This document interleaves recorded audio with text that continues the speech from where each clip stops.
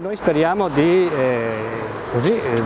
mostrare qualcosa di importante, dimostrare al turista che può vivere e passeggiare e girare in bicicletta e visitare il nostro territorio attraverso le nostre colline, usando un mezzo molto semplice che non inquina, che è la bicicletta.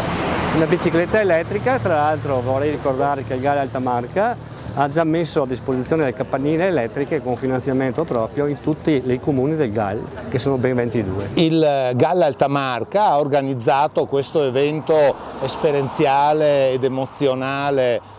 con le bike, con gli amministratori del territorio, quindi partiamo da Follina, arriviamo a Vittorio Veneto. Poi ci sarà un momento di convegno sui temi del cicloturismo. Ecco, il motivo di questa iniziativa è far capire l'importanza oggi del cicloturismo, in generale del turismo outdoor, per il nostro territorio. Fino a una quindicina d'anni fa avevamo poco turismo del tempo libero ed era essenzialmente un turismo culturale legato agli grandi eventi. Oggi il turismo del tempo libero è prevalente rispetto al turismo business e ha fondamentalmente tre motivazioni, che sono la pratica sportiva, quindi cicloturismo, outdoor, trekking, l'enogastronomia e chiaramente anche l'elemento culturale.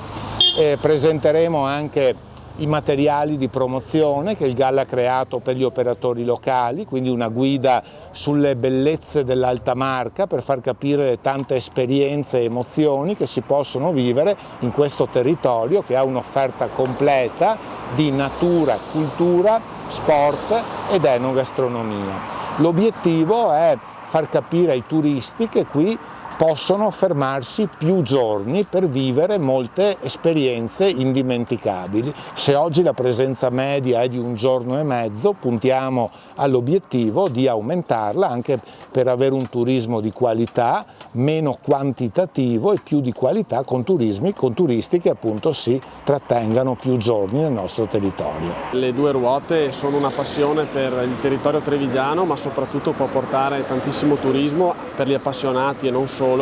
e poi perché è un territorio meraviglioso e riuscire a vederlo anche non solo con le camminate ma anche in bicicletta ha tutto un altro effetto e merita davvero. Tutta la partita dell'UNESCO e il riconoscimento del nostro territorio ci porterà ad avere molti turisti e molte presenze qui, per cui dare loro molte opportunità e la possibilità di conoscere questo territorio sotto vari aspetti direi che è fondamentale e di aiuto per farlo conoscere nel modo migliore. La presentazione di questa guida, che nella forma in italiano ha già preso vita e la stiamo appunto vedendo nuovo questi giorni qua, e che verrà poi tradotta in altre lingue, è uno dei 1000 passaggi che sono necessari per mettere a frutto questa fortuna che ci è piovuta addosso, ovvero sia il riconoscimento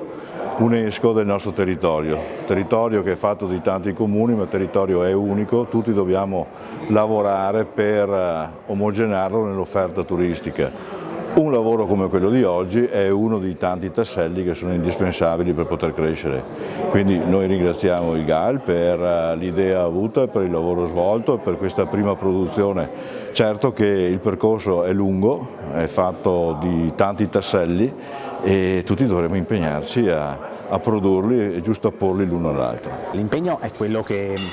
tutti noi vogliamo, quindi è quello di rappresentare al meglio le nostre colline, il nostro territorio, le nostre attività enogastronomiche.